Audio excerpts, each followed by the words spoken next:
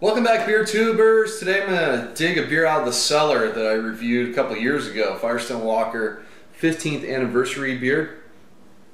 I've had this a few times since it was released, but I want to do an actual cellar review video, which I haven't done in a while. Last one I did was Green Flash's Rayon Vert, so thought I'd do it with 15, because when 15 came out I thought it was on the hot side. It was pretty boozy, alcoholic, and it was kind of hoppy. There was some hoppy beers mixed in that I didn't think worked well with the barrel-aged beers in there. So just to go over what the blend was that year, it was 18% Eldorado, which is a hoppy blonde barley wine, 17% Sticky Monkey, English barley wine, 17% Bravo, which is Imperial Brown, 13% Double DBA, 11% Goodfoot, which is their American barley wine.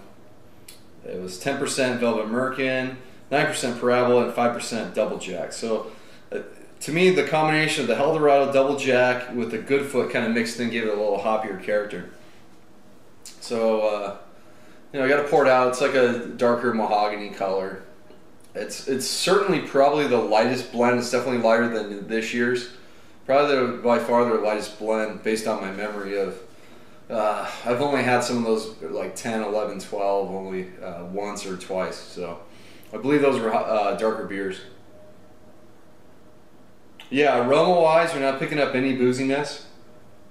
And those dark fruits are just ginormous on this beer. It's wow. It's toffee, caramel, raisin, fig, even plum in there. Yeah, like a skin of a plum. Wow, like a black currant sort of character to it. Definitely picking up some bourbon and brandy notes, but they're not as maybe intense as they were fresh. Definitely no hop character anymore.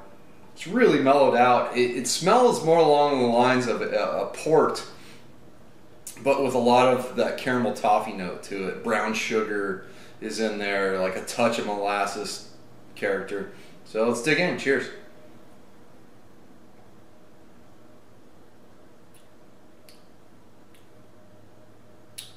Yeah, it's doing a lot better. Still feel a little bit of an alcohol burn though.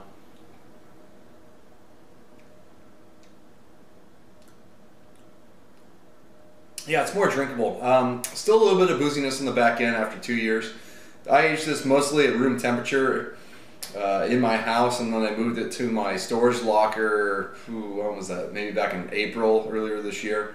So it's been there till a couple days ago when I put it in my fridge. So it wasn't aging in the fridge, which might have slowed down the aging process, or even in the storage locker.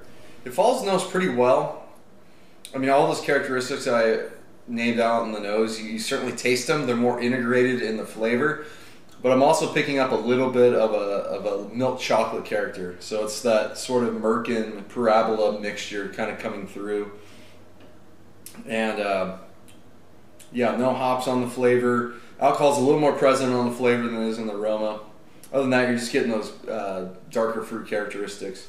The alcohol does add a little bit of like a spicy character to the beer as well. So still wouldn't say it's their best blend, but it's come a long way since the release of the beer. So if you've been storing them away and haven't checked on it since upon release, now is definitely time to check out the beer. If you have more bottles and you're kind of wondering how it's drinking right now, and you've had it at least somewhat recently, then I would say hold on to them. It's going to age well for at least a few more years. Although you get some good sweetness up front, it finishes relatively dry. A lot of the oak tannins are kind of helping dry out the beer.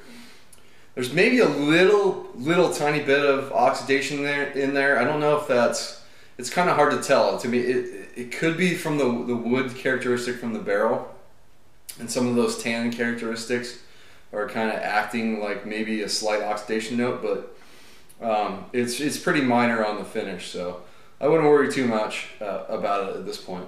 So I can't remember what I originally rated it at, but it's probably still more along the lines of like a B+ type of beer for them, at least compared to the recent anniversary ales. I like those blends a little better. So it was still cool for them to try something a little on the lighter side of things, and they're definitely experimenting with that. Just, I don't know if it was this particular blend or if doing the lighter beers, more lighter beers into the mix, it just doesn't kind of work in this whole blending sense. But yeah, it's doing a lot better. So be happy if you still have bottles, because it's definitely improved since release. So it's gonna wrap this one up. Until next time, please comment and subscribe. Cheers.